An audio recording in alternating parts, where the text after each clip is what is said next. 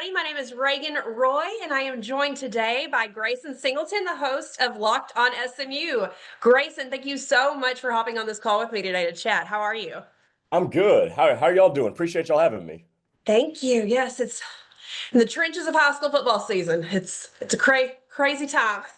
Love it, The don't we? biggest, it's the most wonderful time of the year in Texas. So Absolutely. Okay, we know that the Dallas area is going to be hosting the biggest matchup in Texas, if not the biggest matchup in the nation, with DeSoto and Duncanville on Friday night. But what I kind of wanted to pick your brain about and talk with you about are some of those star players who are going to be suiting up. Last year we had 34 Division I prospects playing that game last year, and so Yep. I don't think there's going to be any we're not going to have a short end of talent out there on the field Friday night. So just kind of want to talk about who these guys are and what makes them, these standout, unique athletes that they are. Yeah, So absolutely. first person I kind of want to jump in on is the one that when I first learned about him probably gave me the most, oh my gosh, and that's Ethan Boobie Feaster. He is electric and he is young, which also was probably the biggest shock to me. But what stands out to you most about him whenever you watch his tape? Well, he is young. He reclassified from the 2027 class to the class of 2026 that he's in now. Four-star guy, consensus across the recruiting industry, committed to USC right now. What stands out to me the most is his combination of size and playmaking ability. 6'2", 180 pounds. So he's already got a body that's built for the next level. But what also is built for the next level, I think, with him is his ability to make plays after the catch. And that's so important in this day and age of football because both high school and college has leaned all the way into the RPO and leaned the run pass option. And because of that, you're going to have guys who can break tackles and, turn a short pass into a long gain. And Boobie Feaster can do that. So you combine that with his size and his ability with speed and to break tackles and maneuver around defenders. Man, it makes a lot of sense why he's so unstoppable at the high school level. Absolutely. And, the fact that he has been recruited by nearly or offered by nearly every D1 program in the country, he's ultimately has a hard commit to Lincoln Riley and USC. At the next level, do you see him fitting in more as best as like a slot receiver or an outside threat when he gets up into the Big Ten next Yeah, year? I think I think he could do both, but he is the prototypical outside X wide receiver. Like he is the guy that you can build your receiving room around. The 6'2" frame. He's very good with his releases off the line of scrimmage, and he's a good route runner too. But he also has such great body control around the sideline and in the back of the end zone that makes him the prototypical outside wide receiver. So he can do everything in the route tree. He is great in terms of contested catches, physical at the catch point, and good strong hands. So this isn't a guy that I think you're just going to throw into the slot and say, hey, be a matchup mismatch, as a quick type of guy. No, this is a dude that can take on the best corners in the country and go one-on-one with them and make plays. I mean, he can be a 65, 70 catches a year type of guy at the next level. Yeah, watching him kind of reminds me of DeCorian Moore, who's playing for the Oregon Ducks now. And, he was at DeSoto last year. So I like, or Duncanville last year, my apologies. But I see so many similarities between those two and just the talent that comes out of that area. And the fact that he's, like you said, he's so young. He's 16 years old. It Mhm. makes everything he does makes it even more impressive. So, Yes, no, um, exactly. okay, so we've also got SaRod Baker. He's been a consistent kind of workhorse for DeSoto. What makes him such an effective ball carrier?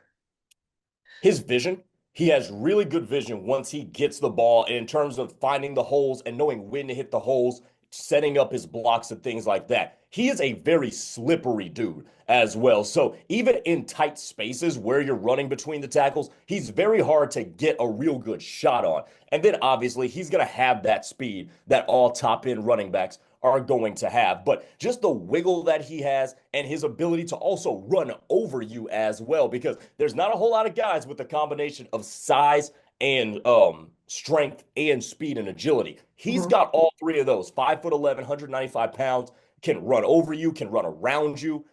Like that's what makes him so special is that he can do it all for this DeSoto team.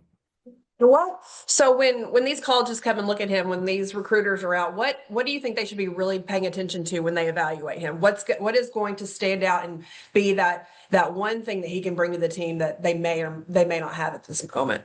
Well, he's currently trending toward TCU. He's been trending in the recruiting industry toward TCU for a couple of weeks now, and they've got a creative offensive coordinator in Kendall Briles. And one thing that really stands out about him, excuse me, is his positional versatility. Now, he plays a lot of running back, but there's a lot of tape where he lines up in the slot as a wide receiver. So he's very good catching the ball out of the backfield. He's good at sensing space in terms of route running and not. He's not the most polished route runner, but he's a running back, so he doesn't need to be. But the fact that he can line up out there and be comfortable and put that on tape, especially with him catching the ball as a wide receiver, if you have a creative offensive coordinator, the sky is the limit for what you can do with this kid because of how versatile he is.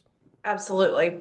So let's flip to the other side of the field now for Duncanville. I mean, how can you not be an incredible player if your name is Maximus the Great Denson? I mean, that is a lot to wear on your shoulders.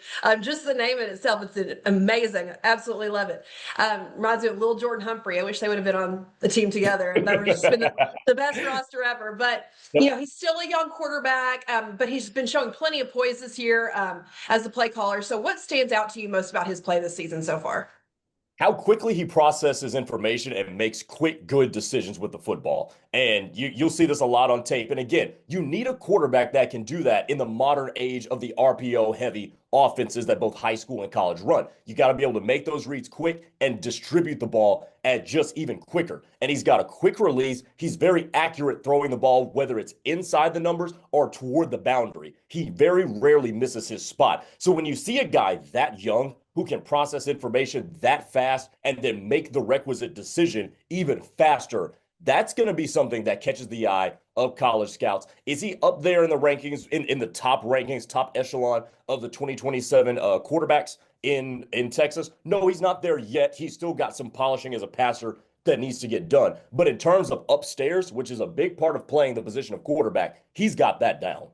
Okay, and that kind of feeds into my next question, but you kind of touched on that he has not hit that upper echelon of the top tier, top 1% quarterbacks in Texas. We know that quarterbacks in Texas are a rare breed. So what do you think? You said he's got the smarts, just polishing his playing at this time. So what if you're evaluating him, if you're looking at him and saying, okay, these are the steps I think he needs to take, and then I think he can be up there with these other elite quarterbacks in the Lone Star State. Yeah, well, those other elite quarterbacks in the 2027 class, you're talking about Westwood Palestine High School's Kavian Bryant, Flower Mound Marcus's Colton Nussmeier, who's committed to LSU or trending toward LSU right now. What you're looking at those guys there's an electricity about them that takes their teams over the top. And I don't think Maximus Denson has hit that quite yet. Now, is he athletic? Yes, he is. I think he needs to do a little bit more with the athleticism. And again, there's some mechanical things that need to be polished out in terms of him as a thrower of the football. But he's got the raw talent. He has the raw physical traits at 6'2", 190 pounds, I think is what he's at right now. Strong kid also, too. So he's got the physical makeup and the requisite tools to be that quarterback. There's some mechanical things that need to be ironed out, and I would like to see him use his athleticism as a playmaker a little bit more. Absolutely. And, there's going to be so many eyes on this game on Friday night, not just in Texas, but across the nation. People wanting to know, how is Feaster going to do when he goes to LA next year? People from across the country are going to be watching this game because it's just got so much appeal to people who just love college football, love high school football. So what do you think these three players can do on Friday night to really stand out and separate themselves from the masses? Honestly, in our social media driven world these days, it's just make plays. Like just be yourself and make plays. For Boobie Feaster, he's going to be a tough cover no matter who goes up against him on the Duncanville Panthers side. He's going to be a guy who can win those jump balls. He's going to catch some passes in space and make plays in the open space. If you are if you're the DeSoto running back, excuse me, just continue to wear down that Duncanville defense and hopefully during the game as the game wanes and attrition starts to kick in, you can be a guy who gets stronger as the game goes on and make your presence known there because Duncanville known for really good front sevens, front sixes, whatever it happens to be. If you can make your mark on that, that's going to be something that stands out in the national world. And if you're Maximus Denson, man, just continue to distribute the football, do what you do best, make good decisions. Because I'll tell you one thing, coaches at the college level love a quarterback that can process and make good decisions. So if he can continue to do that, that will continue to catch the eyes of more and more prominent people. Amazing. Well, thank you so much for joining us today. I'm so excited to watch this game. I will be in Alaska, but I will be watching it, streaming it from Alaska on WFAA Plus. So it was great to have you on, and hope we get to talk to you soon again. Appreciate y'all. Absolutely. Will do. Anytime. All right. Make sure you guys don't miss our Texas high school football game of the week, the DeSoto Eagles and the Duncanville Panthers. Pre-game coverage will start at 6:50 p.m. So download our app on your smart TV and stream it live for free.